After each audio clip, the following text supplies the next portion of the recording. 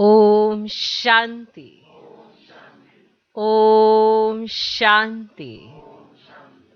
आज की तारीख है 21 मार्च 2022। साकार महावाक्य। बाबा कहते, मीठे बच्चे, तुम्हारे पास जो कुछ है, तुम्हारे पास जो कुछ है, उसे ईश्वरीय सेवा में लगा कर सफल करो। उसे ईश्वरीय सेवा में लगाकर सफल करो। कॉलेज कम हॉस्पिटल खोलते जाओ। माना वो कॉलेज भी होगा, हॉस्पिटल भी होगा।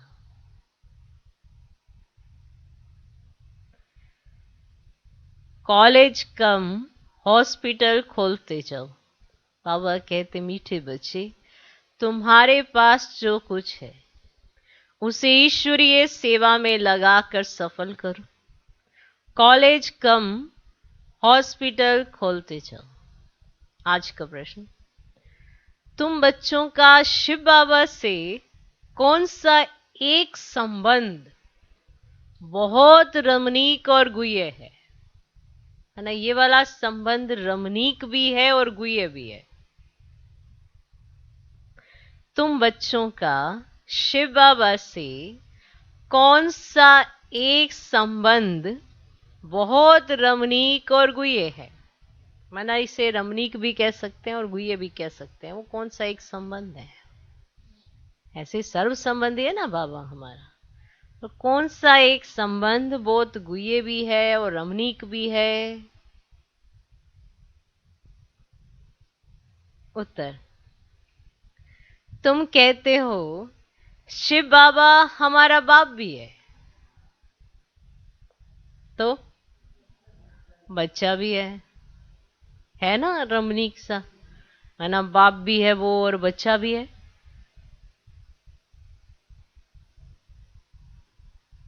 ना? गुह्य सा है ना? वही बाप है और वही आपका बच्चा भी है। बताओ भाई, है ना? गुह्य और रमणीक भी है। तुम कहते हो शिव बाबा हमारा बाप भी है तो बच्चा भी है, परंतु बाप सो फिर बच्चा कैसे है? माना वो बाप भी है और बच्चा भी है, परंतु बाप सो फिर बच्चा कैसे है? ये बहुत रमणीक और गुह्य बात है। ये बहुत रमणीक और गुह्य बात है। तुम उन्हें बालक भी समझते हो। तुम उन्हें बालक भी समझते हो क्योंकि उन पर पूरा बलिहार जाते हो, है ना? आप शिव बाबा पर बलिहार जाते हो तो वो आपका बालक हुआ। ठीक। तुम उन्हें बालक भी समझते हो क्योंकि उन पर पूरा बलिहार जाते हो। सारा वर्षा पहले तुम उनको देते हो। ऐसे ही करते हो ना? अपना सारा वर्षा पहले उनको देते हो। जो शिव बाबा को अपना वारिस बनाते हैं, जो शिव बाबा को अपना वारिस बनाते हैं, वही 21 जन्मों का वर्षा पाते हैं। जो शिव बाबा को अपना वारिस बनाते हैं, वही 21 जन्मों का वर्षा पाते हैं।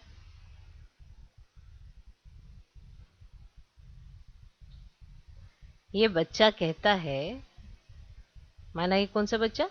शिव बाबा। ये बच्चा कहता है, माना शिव बाबा जो आपका बच्चा है, ये बच्चा कहता है कि मुझे तुम्हारा धन नहीं चाहिए,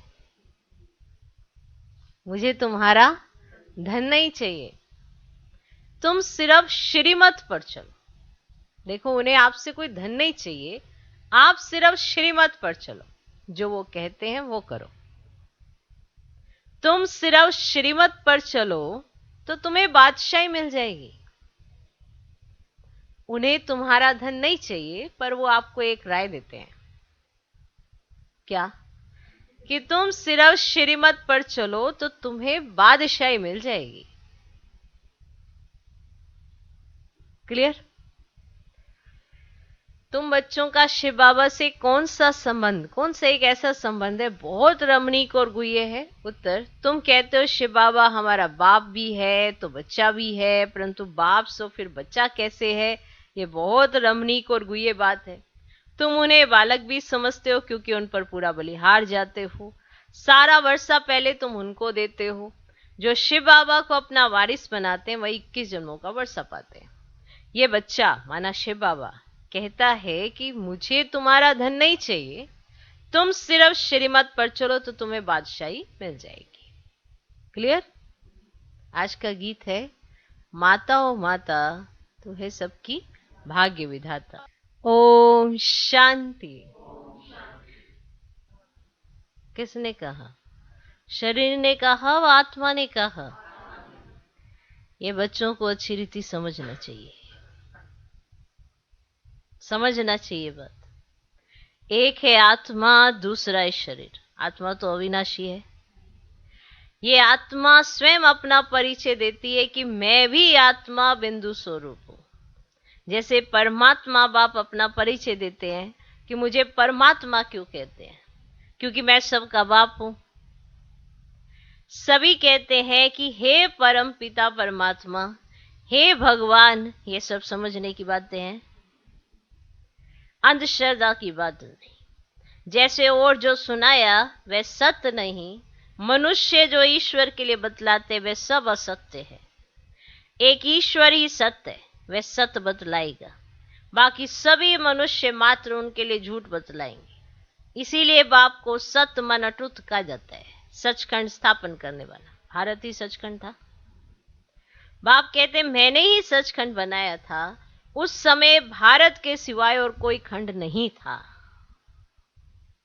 जब मैंने सचखंड बनाया था उस समय, जिसको सचखंड बनाया था, तो उस समय और कोई खंड भारत के सिवाय नहीं था, नहीं था। तो ये सब सत्य बाप ही बतला सकते हैं। ऋषि मुनि आगे वाले सब कहते गए कि हम ईश्वर रचयिता और रचना के आदि मध्यंत को नहीं जानते। नेति नेति करते गए, कोई भी परिचय दे ना सके। तो बाप का परिचय बाप ही देते हैं। मैं तुम्हारा बाप हूं। मैं ही आकर नई दुनिया की स्थापना कर पुरानी दुनिया का विनाश कराता हूं। शंकर द्वारा नई सृष्टि ब्रह्मा द्वारा रचता हूं। मैं ही तुमको अपना सत्य परिचय देता हूं। बाकी जो मेरे लिए तुमको सुनाएंगे वे झूठी सुनाएंगे। जो होकर गए हैं उन्हें कोई नहीं जानते। सत्युगी लक्ष्मी नारायण ऊंचे थे। नई दुनिया जो ऊंची थी उसके मालिक थे। बाकी इतनी ऊंची दुनिया किसने बनाई और उसका मालिक किसने बनाया, ये कोई नहीं जानते। बाप जानते हैं। जिन्होंने स्वर्ग की राजाई का वर्षा लिया होगा उनकी बुद्धि में ये बातें बैठेंगी। गाते भी हैं तुम मात पिता बालक तेरे, तुम्हारी कृपा से सुख गनेरे। ये किसके लिए गाते हैं? लौकिक के लिए या पारलौकिक के लिए? लौकिक की तो ये महिमा हो ना सके। अब सतयुग में भी ये महिमा किसकी हो ना सके। तुम यहाँ आए हो उस मात पिता से 21 जन्मों के लिए सुख गनेरे का वर्षा लेने, राज्य भाग्य का वर्षा लेने। भगवान है ही रचयिता तो उनके साथ माता भी होगी ना। यहां तुम बच्चे कहते हो मात पिता के पास आए हैं, यहां कोई गुरु गोसाई नहीं है। बाप कहते हैं तुम मेरे से फिर से स्वर्ग का वर्षा ले रहे हो। सतयुग में लक्ष्मी नारायण ही राज्य करते थे। श्री कृष्ण को सब प्यार करते हैं, भला राधे को क्यों नहीं करते? लक्ष्मी नारायण छोटेपन में कौन है ये कोई नहीं जानते। लोग समझते हैं ये द्वापर युग में हुए हैं। तो माया रावण ने बिल्कुल तुच्छ बुद्धि बना दी है। तुम भी पहले पत्थर बुद्धि थे, बाबा ने तुमको पारस बुद्धि बनाया है। पारस बुद्धि बनाने वाला एक बाप ही है। स्वर्ग में सोने के महल होंगे, यहां सोना तो क्या तांबा भी नहीं मिलता। पैसे तांबे के भी नहीं बनाते, वहां तो तांबे की कोई कीमत ही नहीं। ये तो गाया हुआ है ना, किनकी दबी रहेगी धूल में, किनकी राजा खाए, वे फिर होना है जरूर। बरोबर आग लगी थी, हाँ लगी थी ना, विनाश हुआ था, सो फिर होना है जरूर। 5000 वर्ष पूर्व समान फिर से दैवी राज्य स्वराज्य स्थापन हो रहा है। तुम बच्चों को राजा ही देता हूं, अब जीतना जो पड़े। क्लियर? कोई महाराजा, कोई महारानी, कोई राजा, कोई रानी, कोई प्रजा, कोई दास, कोई दासी, ये सारी कैटेगरी डिसाइड कहाँ हो रही है? हमारी एक्ट से। हमें पढ़ाने वाला एक, पढ़ाई एक, श्रीमत एक समान, फिर भी नंबर 1 सबको सब समझ में आता है कि हमको क्या करना चाहिए क्या नहीं करना चाहिए, फिर भी हम समझते नहीं है। तो बाबा आपको रजाई देता है, पढ़ाई कराता है, तो जो जितना पढ़े, जो जितना पढ़ेगा उसकी बुद्धि उतनी अच्छी होती है। पढ़ाई पढ़ने से आपकी बुद्धि और विशाल होती है, आपको समझ जास्ती आती है। हर छोटी छोटी बात में आप ऐसे दिल छोटी नहीं करते हैं, दिल शिकस्ती नहीं आती है। जो पढ़ाई अच्छे से पढ़ता है उसकी दिल बड़ी होती है, इसीलिए बड़ी दिल वाले बड़ा पद पाते हैं। तो जो जितना पढ़े, विचार करना चाहिए कि ये सतयुग में लक्ष्मी नारायण राजा रानी तथा प्रजा कहां से आए।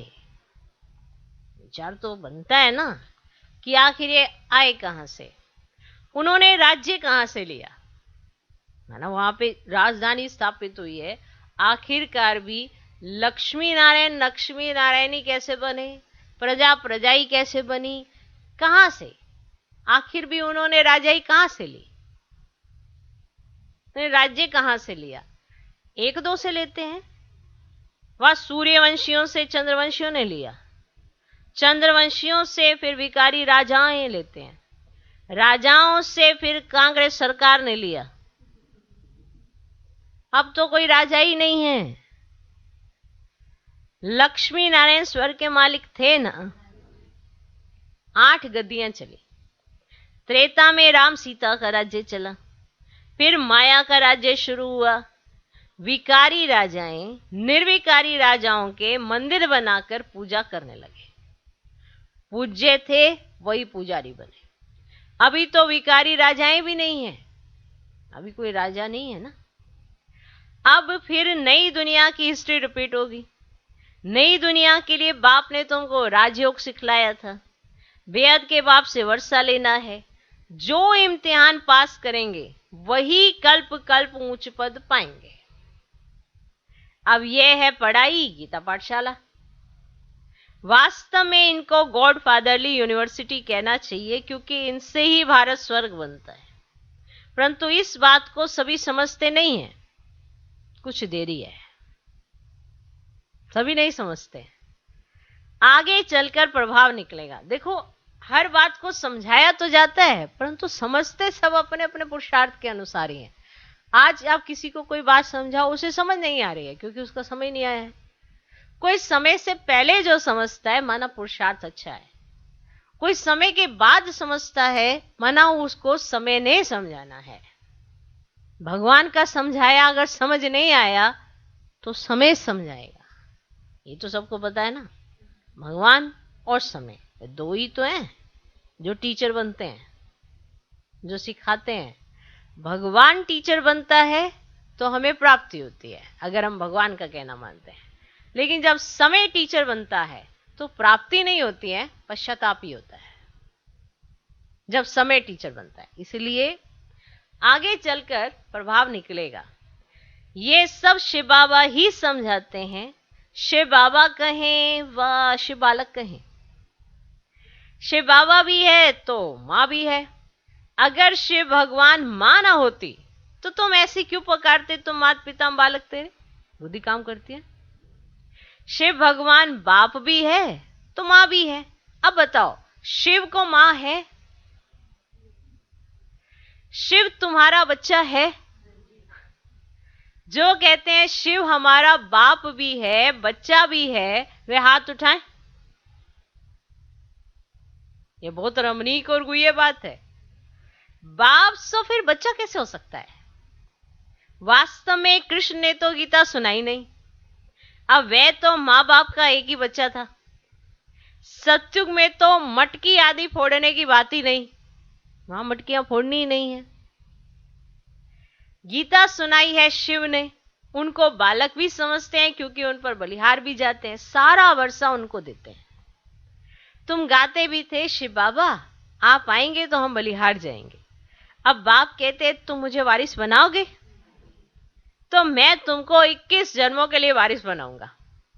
माना संगम पर आप भगवान को वारिस बनाएंगे और 21 जन्मों के लिए भगवान आपको वारिस बने। है ना रमणीक और गुह्य बात? लौकिक बच्चा तुमसे लेगा, देगा कुछ भी नहीं। यह तो फिर देते देखो कितना है। हां, अपने बच्चों को भी भल संभालो, परंतु श्रीमत पर चलो। इस समय के बच्चे बाप के धन से पाप ही करेंगे। इस समय के बच्चे बाप के धन से पाप ही करेंगे। यह बच्चा कहता है, माना शिव बाबा, यह बच्चा कहते हैं मुझे तुम्हारा धन क्या करना है, मैं तो तुमको बादशाही देने आया हूं, सिर्फ श्रीमत पर चलो। योग से 21 जन्मों के लिए तंदुरुस्ती, तो पढ़ाई से राजाई मिलेगी। योग करेंगे तो 21 जन्मों के लिए तंदुरुस्ती मिलेगी और आप अच्छी रीति पढ़ेंगे तो आपको राजाई मिलेगी। ऐसी कॉलेज कम हॉस्पिटल खोलो। शिव बाबा तो दाता है, मैं लेकर क्या करूंगा? हां, युक्ति बताते हैं कि ईश्वर अर्थ सेवा में लगा, श्रीमत पर चलो। श्री कृष्ण के अर्थ अर्पण करते हैं। वह तो प्रिंस था, वो तो प्रिंस था, वह कोई भूखा थोड़े ही था, वो तो प्रिंस था, माना उसके पास तो सब कुछ था, वह कोई भूखा थोड़े ही था। शिव बाबा तुमको बदले में बहुत कुछ देता है, भगवान भक्ति का फल देते हैं। अब वह है दुख हरता सुख करता, तुम्हारी सदगति करने वाला और कोई है ही नहीं। मैं तुम बच्चों की सदगति करता हूं। अच्छा बाबा, भला दुर्गति कौन करते हैं? हां बच्चे, रावण की परवेशता के कारण रावण की मत पर सब तुम्हारी दुर्गति करते आए हैं। ये रावण की परवेशता के कारण आपकी जो जिस बुद्धि से आपकी गति हो सकती है, उसी बुद्धि पर वो रावण ने अपना प्रभाव डाल दिया और अभी आपकी हो रही है दुर्गति। और दूसरों की मत पर चलने वाली आत्माएं अपनी क्या करती हैं? दुर्गति। रावण की मत पर एकदम भ्रष्टाचारी बन पड़े हैं।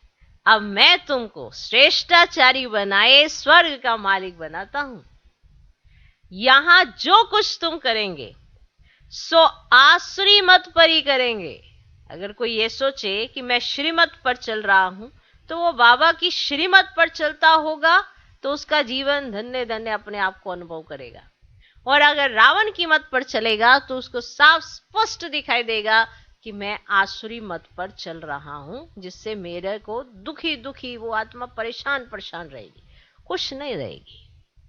जिसको संगम पर दुख अनुभव होता है तो कहीं ना कहीं आसुरी मत पर है, जिसे संगम पर सुख अनुभव होता है वो आत्मा श्रीमत पर है कंट्रास्ट बड़ा सिंपल सा, और समझ में आए तब ना। तो जितना मेरी मत पर चलेंगे उतना उच्च पद पाएंगे। तो आपने क्या, अगर देवता बनना है, देवता बनना है तो और संग तोड़ एक मुझ संग जोड़ो। कहीं कहते हैं हमारा तो बाबा के साथ ही सारा जोड़ है, पर अगर मौका मिले तो दूसरों के साथ भी जोड़ लेते हैं। इसकी उसकी तेरी मेरी ये करने वाली आत्मा का कईयों के साथ असंग होता है। और जो श्रीमत पर चलती है आत्मा, वो सिर्फ बाप की सुनती, बाप का कहना मानती और सदा बाप के संग के रंग में ही रहती है। सही बाबा की श्रीमत का ध्यान रखेगी ना। तो जितना मेरी मत पर चलेंगे उतना उच्च पद पाएंगे। पढ़ेंगे नहीं तो प्रजा में भी कम पद पाएंगे।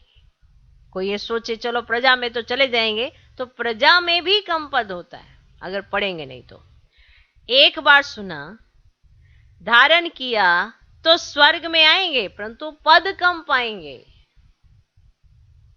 दिन प्रतिदिन उपद्रव बहुत होंगे, जो मनुष्य भी समझेंगे कि बरोबर है तो वही समय है, परंतु बहुत देरी से आने से इतना उच्च पद तो पा नहीं सकेंगे। योग बिगर विक्रम विनाश नहीं होंगे। अभी सबकी कयामत का समय है, हिसाब किताब चुकतू करना है। यहां तुम्हारे कर्म विक्रम बनते जाते हैं। अगर श्रीमत का हाथ और साथ नहीं होगा तो तुम्हारे जो कर्म है वो विक्रम बनते जाएंगे। सतयुग में कर्म अकर्म बन जाते हैं। कर्म तो जरूर सब करेंगे, कर्म बिगड़ तो कोई रह ही नहीं सकेंगे। आत्मा कहती है मैं ये कर्म करती हूं, रात को थक जाने के कारण विश्राम लेता हूं, इस ऑर्गेन्स को अलग समझ सो जाता हूं, जिसको नींद कहा जाता है। अब बाप कहते हैं हे आत्मा, मैं तुमको सुनाता हूं, सो धारण करो। जो मैं सुनाता हूं वो धारण करो, क्योंकि धारणा होगी तो सहज जीवन होगा। गृहस्थ व्यवहार में रहते पढ़ाई भी करो, पढ़ाई से ही उच्च पद मिलेगा। पवित्र बनने बिगर ये ज्ञान बुद्धि में नहीं बैठेगा। अगर पवित्र बनोगे तो ये ज्ञान बुद्धि में बैठेगा और आपको सहज जीवन लगेगा। अब देखो, ज्ञान तो आप बहुत सुनते हो, पर सही समय पर अगर ज्ञान का पॉइंट इमर्ज ही नहीं हुआ तो फेल हो गए ना। पॉइंट्स तो बहुत हैं, लेकिन जब कोई तकलीफ आती है या बहुत सारा चिंतन चल रहा होता है तो उस समय ज्ञान की पॉइंट्स ही आपको बाहर निकालेगी ना। अगर वो याद ही नहीं आया तो आप बोझिल में रहोगे, बोझिल हो जाओगे, तो जीवन का आनंद कैसे लोगे। अगर ज्ञान समय पर याद आ गया तो आप सहज उस परिस्थिति से बाहर आ जाओगे और आपकी स्थिति हिलेगी डुलेगी नहीं। जिनकी स्थिति बारंबार हिलती डुलती है, माना माया उन्हें कभी भी परास्त कर सकती है। जो इतनी बार माया से हार खा चुके होंगे वो अंदर से कमजोर होंगे, तो जो कमजोर होगा उसे माया अपने चंगुल में ले जाएगी। इसीलिए कहा जाता है बॉक्सिंग तो है पर हार नहीं होनी चाहिए। अब इसके लिए चाहिए ज्ञान का पॉइंट। अब वो ज्ञान का पॉइंट अगर समय रहते याद आ गया तो आप बाहर आओगे, और अगर नहीं याद आया तो वहीं परास्त हो जाओगे। फिर कहीं कहते हैं ना, इसको माया खा गई, ये हो गया, वो हो गया, देह अभिमान आ गया। ये सब धीरे धीरे पढ़ाई छूटने के कारण होता है। पढ़ाई का अगर असर होना बंद हो जाता है, ध्यान देना हम बंद कर देते हैं और व्यर्थ की बातों में हमारी बुद्धि जास्ती जाने लगती है, तो कहीं ना कहीं माया हम पर असर कर चुकी है। तो कोई भी चीज का असर धीरे धीरे, जैसे स्लो पॉइजन होता है, धीरे धीरे असर होता जाएगा, तो लास्ट में क्या दिखाई देगा? लास्ट में दिखाई देगा मर गया। माना फिर वही बात आएगी, आश्चर्य व सुनंती कथंती और अहो मम माया भगंती। फिर आप लाख समझाने की कोशिश करेंगे, उनको हिम्मत ही नहीं आएगी, क्योंकि वो बहुत समय से पढ़ाई छोड़ चुके होंगे। अब समझ में आया?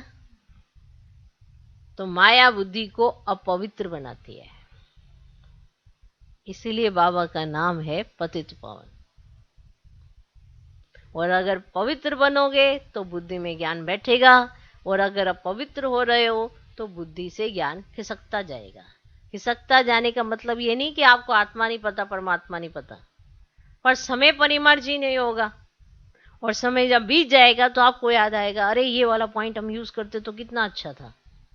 पर अगर आपको याद भी आया तो 6 मास के बाद, तो 6 मास के बाद 6 मास तो आपने कैसे कैसे बिताए होंगे बताओ।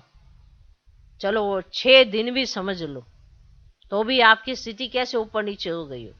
6 मिनट भी अगर वो ज्ञान का पॉइंट अच्छे से याद आ जाए तो ज्यादा हलचल नहीं होती है। तो सोचो, अगर बुद्धि पवित्र नहीं है, बुद्धि में तामसिकता बहुत है, अपवित्र ख्यालात बहुत आते हैं। अपवित्र ख्यालात इसको देख देख के उसकी बात नहीं, झर मुई झग मुई, इसकी उसकी, परदर्शन पर चिंतन जो जास्ती करता है उसकी बुद्धि अपवित्र होती है। क्योंकि हर एक चीज से आपने क्या उठाना है ये आपके अपने कर्मों पर निर्भर करता है, कोई आपको उठा के नहीं देगा। आपने पॉजिटिव उठाना है तो भी आपके कर्मों पर निर्भर करता है, आप उसी पॉइंट से नेगेटिव उठा रहे हो तो ये भी आपके कर्मों पर निर्भर करता है, कौन किस पॉइंट को कैसे उठाता है। इसी से तो आपके कर्म सुकर्म बनेंगे, और कैसे। तो इसलिए संगम पर आ जाना, तो कर्म सुकर्म बन रहे हैं नहीं, जितना आप पढ़ाई करेंगे, जितना समझ से चलेंगे तब होंगे, वरना हर कर्म कलयुग में विकर्म ही बनता है। जो कर्म करते हैं इस समय विकर्म बनता है, और अगर आप कर्म में याद शामिल कर देते हैं तो आपके कर्म सुकर्म बन जाते हैं। ओके, तो माया बुद्धि को अपवित्र बनाती है, इसीलिए बाबा का नाम है पतित पावन।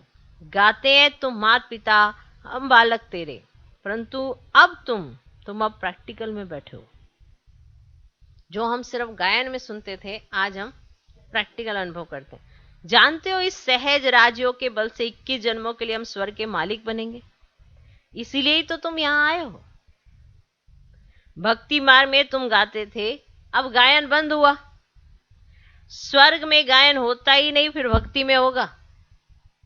बाप कहते मैं तुम्हारा माता पिता वन तुमको स्वर्गवासी बनाता हूं, माया फिर नरकवासी बनाती है। ये खेल है, इसको समझकर मरने के पहले बाप से वर्षा ले लो। खेल है, लेकिन ये अगर समझ आ गया तो जीत है, और अगर नहीं समझा, सही समय पर समझ नहीं आया, तो फिर फेल है, क्योंकि ये एक खेल है। तो इसको समझकर मरने के पहले बाप से वर्षा ले लो, क्योंकि समझ तो आना है, समय पर समझ में आ जाए तो पास, और अगर समय बीत जाने के बाद समझ में आया तो पछताना भी बहुत पड़ेगा और हाथ में भी कुछ नहीं आना है। तो इसको समझकर मरने के पहले बाप से वर्षा ले लो, नहीं तो राज्य भाग्य गवा देंगे। पतित वर्षा ले ना सके। देखो अभी बाबा ने कहा बुद्धि को पवित्र बनाना है, बुद्धि में ज्ञान धन बसाने हैं, जिसके आधार पर आप कभी भी पेपर आए तो आप फेल नहीं होने चाहिए। पतित वर्षा ले ना सके, वह फिर प्रजा में चले जाएंगे, और उनमें भी नंबरवार मर्तबे हैं, कि कोई ये ना सोचे मैं प्रजा में चला जाऊंगा तो अच्छा है, कोई बात नहीं, प्रजा में तो चला जाऊंगा, लेकिन प्रजा में प्रजा की प्रजा, प्रजा की प्रजा, ऐसे भी बहुत सारे मर्तबे हैं। ऐसी भी प्रजा होगी जो राजा रानी को देख ही ना पाती हो, होगी वो प्रजा ही।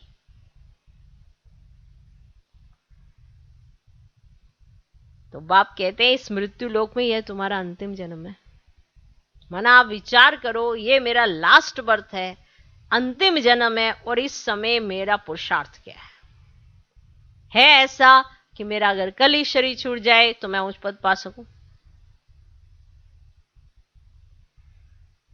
तो इस मृत्यु लोक में तुम्हारा ये अंतिम जन्म है, तुम मेरी मत पर चलो तो तुम्हारा बेड़ा पार हो जाएगा।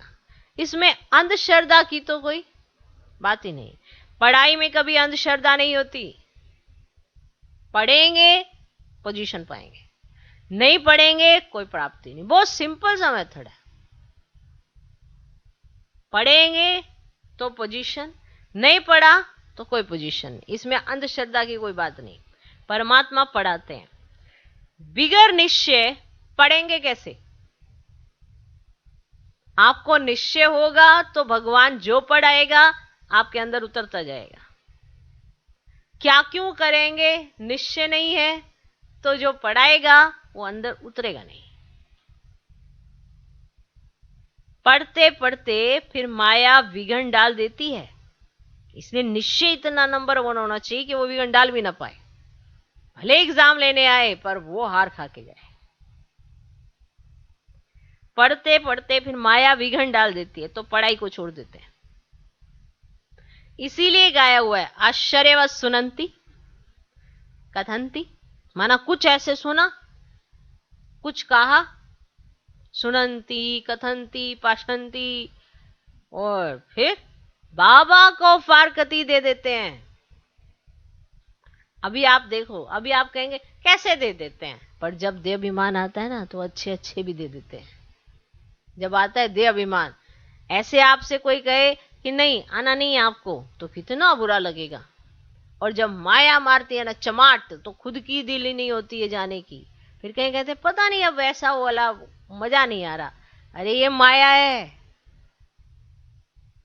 बाकी बाबा तो वहीं का वहीं है, मुरली भी वैसी ही है। ये जो मजा नहीं आ रहा है, ये किसको नहीं आ रहा है मजा?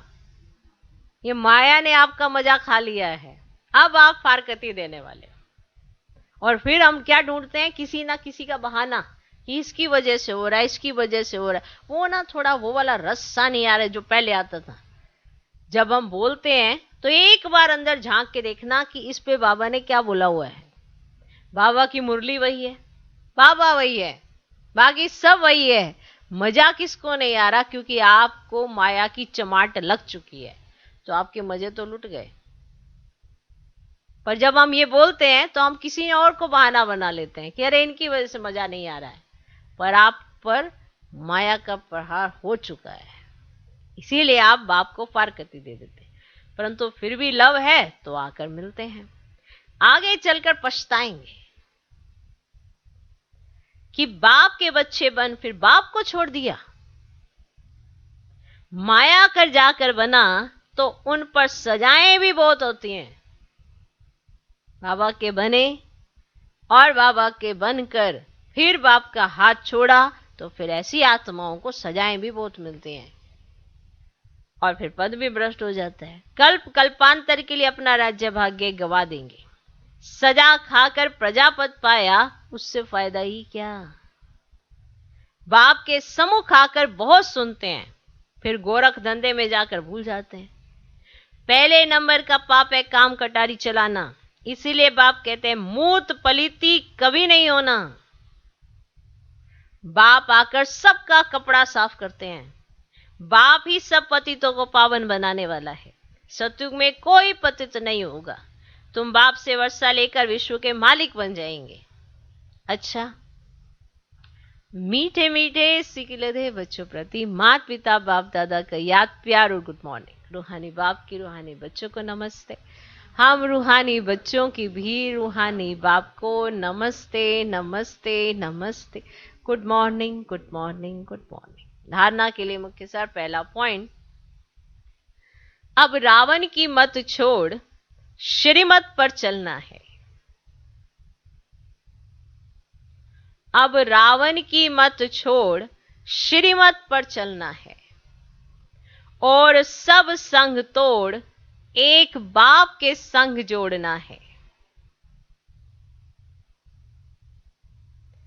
अब रावण की मत छोड़ श्रीमत पर चलना है और सब संग तोड़ एक बाप के संग जोड़ना है। दूसरा पॉइंट, निश्चय बुद्धि बन, पढ़ाई जरूर पढ़नी है। निश्चय बुद्धि बन, पढ़ाई जरूर पढ़नी है।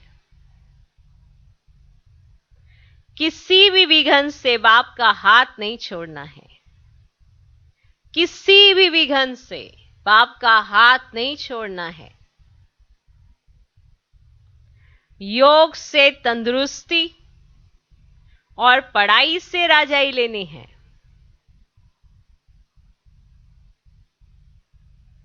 योग से तंदुरुस्ती और पढ़ाई से राजाई लेनी है। निश्चय बुद्धि बन, पढ़ाई जरूर पढ़नी है। किसी भी विघन से बाप का हाथ नहीं छोड़ना है। योग से तंदुरुस्ती और पढ़ाई से राजाई लेनी है। आज का वरदान, ज्ञान जल में तैरने और ऊंची स्थिति में उड़ने वाले होली हंस भव। ज्ञान जल में तैरने और ऊंची स्थिति में उड़ने वाले होली हंस भव। जैसे हंस सदा पानी में तैरते भी हैं और उड़ने वाले भी होते हैं, ऐसे आप सच्चे होली हंस बच्चे उड़ना और तैरना जानते हो। ज्ञान मनन करना अर्थात ज्ञान अमृत व ज्ञान जल में तैरना, और उड़ना अर्थात ऊंची स्थिति में रहना। ऐसे ज्ञान मनन करने व ऊंची स्थिति में रहने वाले होली हंस कभी भी दिल शिकस्त व नाउम्मीद नहीं हो सकते। कभी भी दिल शिकस्त व नाउम्मीद नहीं हो सकते। वे बीती को बिंदी लगाए क्या क्यों के जाल से मुक्त हो उड़ते और उड़ाते रहते हैं। वे बीती को बिंदी लगाते हैं क्या क्योंकि जाल से मुक्त हो उड़ते और उड़ाते रहते हैं। आज का स्लोगन, मणि बन बाप के मस्तक के बीच चमकने वाले ही मस्तक मणि हैं। मणि बन बाप के मस्तक के बीच चमकने वाले ही मस्तक मणि हैं।